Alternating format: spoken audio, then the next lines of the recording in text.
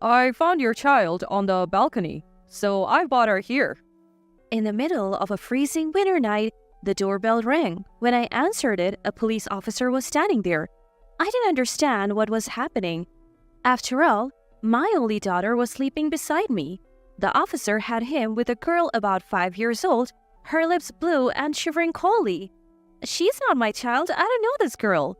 I tried to explain, but the officer seemed doubtful, saying he would take her to the hospital. The girl's hair was overgrown and completely unkempt. Her dirty clothes had holes in them and they didn't look like they had been washed. She appeared the same age as my daughter but was very thin. Who is this child? Why was she on my balcony? Little did I know that the turmoil this girl would soon bring into our lives. My name is Janice. I'm a 32-year-old office worker. I lived on the first floor of an apartment that my parents bought for us, with my high school classmate husband and our 5-year-old daughter, Susie. My husband was also a company employee and often traveled for work. Being a good person, he would cover for his colleagues even on his days off, so he was often away. One day, while my husband was on a business trip, my daughter and I were home alone when the doorbell rang. In the middle of a freezing winter night, I wondered who it could be, and looking through the doorbell camera, I saw it was a police officer. I was baffled by this unexpected visitor, but when I opened the door, he said, I found your child on the balcony, so I have brought her here. I had no idea what he meant. Yes, my daughter is sleeping inside the house. What? The officer's eyes went wide, but I was the one who was really shocked. How had that girl gotten onto the balcony while I was asleep? I hadn't heard a thing. The officer had with him a girl about 5 years old, her lips blue and shivering uncontrollably. It had been so cold that it seemed like it might even snow, so it was no wonder. "She's not my child. I don't know this girl." The officer seemed skeptical even after what I said, but he stated, I'm taking her to the hospital now. The girl looked so cold and pitiful that I brought a warm blanket from the back of the room and wrapped her in it. Her hands were like ice, so young, yet holding back tears and biting her lips without making a sound. Her hair was messy and her collar stained. Hole-ridden clothes showed no signs of having been washed. She looked incredibly thin and pale, as if she was malnourished. Who is this child? Why was she on my balcony? I couldn't help but wonder, and my heart ached thinking about a girl the same age as my daughter in such pain. I couldn't sleep much that night, worried about her. And morning came, that's when I got a call from my husband. Anything unusual happened while I was on my business trip? Well, yes, a strange girl was on our balcony. The police took her and they're taking her to the hospital. I was so surprised.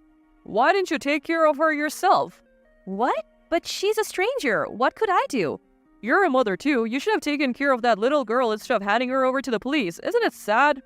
I was baffled by my husband's sudden anger. Why did he know the girl was young? We hadn't even talked about that. I questioned him, but his answer was lacking in clarity. No, actually, she's the daughter of an acquaintance of mine. Her mother is gone, and I felt sorry for her, so I brought her yesterday. I thought you would take care of her. What? You weren't on a business trip? You need to explain the situation clearly. My husband apologized, but I couldn't believe that he had left such a small child on the balcony on such a cold day. Even if he had dressed her warmly, she could have easily frozen to death. So what are you doing and where are you now? My husband said he was in the middle of searching for the girl's mother, but I felt like he was hiding something.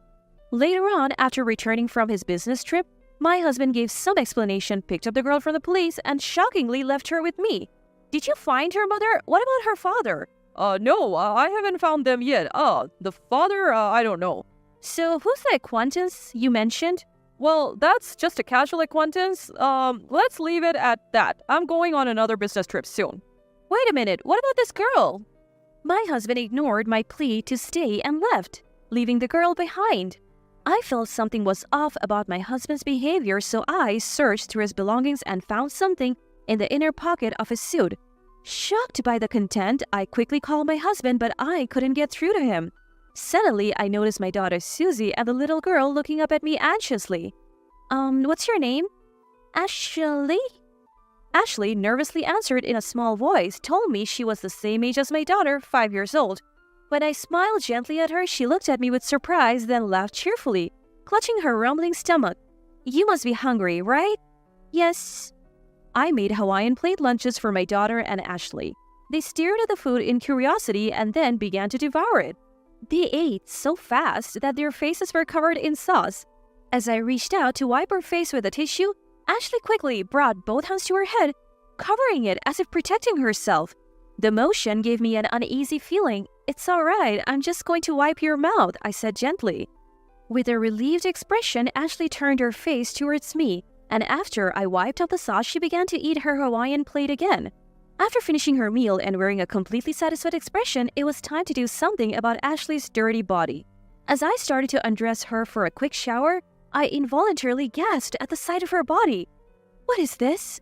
There were countless bruises as if she had been beaten and pinched. Trying not to show my agitation, I led her cheerfully to the bathroom. As I tried to wash her body, Ashley said, "It's okay, I can do it myself," and started to wash her body with cold water. "Wait a minute, what are you doing?" I accidentally snapped. She looked up at me with a puzzled face and said, "Ashley always does it like this." "What? Washing your body with water?" I asked. She nodded at my question, and as she tried to pour cold water over herself, I hurriedly stopped her and washed her whole body cleanly with soap. Afterwards, I poured warm water over her and she murmured, "It's warm," with a contented look. It turned out that she rarely got to shower at home, and when she did, her mother would tell her to wash with water. The fact that she accepted this as normal without questioning, it made my heart ache. After the bath, I dressed her in my daughter Susie's clothes and neatly arranged her hair. Ashley looked completely transformed. My daughter and Ashley looked just like sisters when they stand together. I looked at my daughter and Ashley, whose faces seemed to remind me of each other, with a warm smile. Ashley was an obedient and gentle child, and I could tell she was longing for affection. She would come by my side as I cooked, tug at the edge of my skirt and laugh. And when it was time to sleep, she would hold my hand and never let it go. Susie also grew fond of Ashley, and the two became close like real sisters. A week went by and I still couldn't get in touch with my husband. Ashley's mother said she knew my husband, but I couldn't keep caring for a little child on just that information. I gave up on contacting my husband, consulted the police, and Ashley had to be sent to a facility. Tears rolled down her big eyes and my heart ached watching her look back at me again and again as the people from the facility took her away. Time continued to pass without any news from my husband until I finally made a decision. 9 years later, I was living with my parents, my daughter Susie, and Ashley in our family home. I had actually adopted Ashley after she was taken to the facility. My parents in our family home treated her like their real grandchild, saying, "She came to us for a reason," and showered her with love. The two girls grew up as sisters and blossomed into beautiful young women. Susie and Ashley's dream of becoming models came true, and lately, they are being featured as beautiful junior models in magazines. Stepping into the glamorous world, the two were thriving and wore vibrant expressions on their faces. One day, the doorbell rang at our family home, and when I opened the door, there stood my ex-husband Philip, looking poor, down and out. A stranger who introduced herself as Joanna was with him. Not wanting to argue in front of the neighbors, I let them inside. Then, sitting on the living room sofa, the two abruptly began to speak. In truth, Ashley is my child." Philip, who hadn't contacted me in 9 years, said this without even apologizing. I was so stunned that I let out a big sigh. "She looks just like you." I thought it might be you, so is that woman over there your partner? In response to my question, Philip nodded and began to tell the story of how he met the woman. Joanna had been working part-time at a bar Philip frequently visited. Even knowing that he was married with children, they got along and she became pregnant with Philip's child, giving birth to Ashley. However, Philip lacked decisiveness and didn't divorce me right away. Joanna grew tired of childcare and abandoned her role as a mother. In desperation, Philip thought of having me raise the child. It was an overly naive story, but what surprised me was not just that. "Please, give Ashley back to us." My ex-husband suddenly stood up from the sofa and made an outrageous request, almost in tears, along with a deep apology. "What?" "I happened to see a magazine and was surprised. She's grown up so well. Isn't she popular?" "So what? It has nothing to do with you two."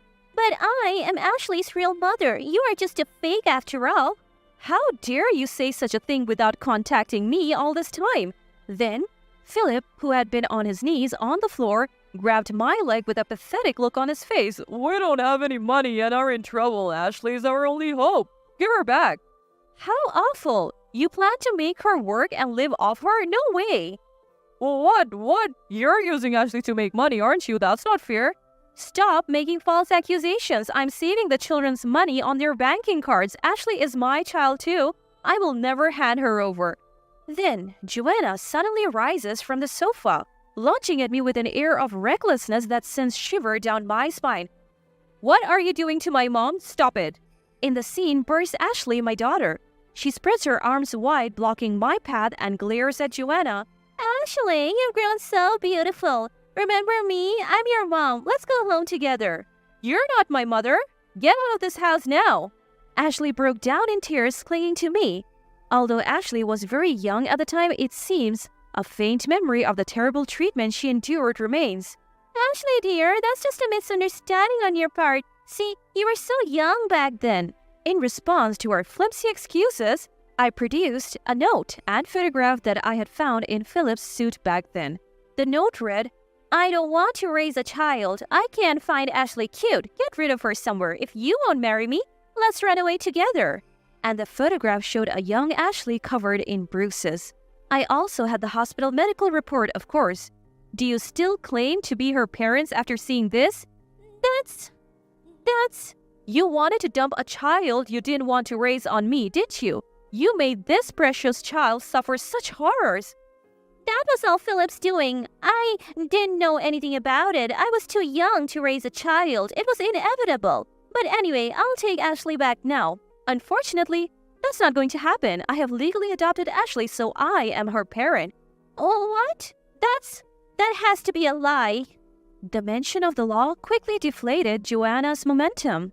However, Philip seemed to not have given up yet. So, if that's the case, I'll break up with Joanna and let's start over. Susie and Ashley are my children. We'll just go back to being husband and wife, so there won't be any problem, will there? What? What are you saying? You just want things to go your way? Like I will let that happen? Listening to their exchange, I was dumbfounded, then angry. I don't want to have anything to do with these people, not even for a moment. I have more bad news for you, Philip. You and I are no longer married. What? 3 years after you went missing, I filed a lawsuit and was granted a divorce. Hey, what are you doing on your own? Just as Philip was about to grab me, the sound of a police car approached. My parents had called the police after seeing Joanna's aggressive behavior. Well, the police are here now, so please don't come to our house again. No way, please forgive me. I'll give up on Ashley, but at least lend me some money. Philip put on a disgraceful show to the very end. Afterwards, he and Joanna were dragged away by the police. I plan to make sure Philip pays the alimony and child support in full.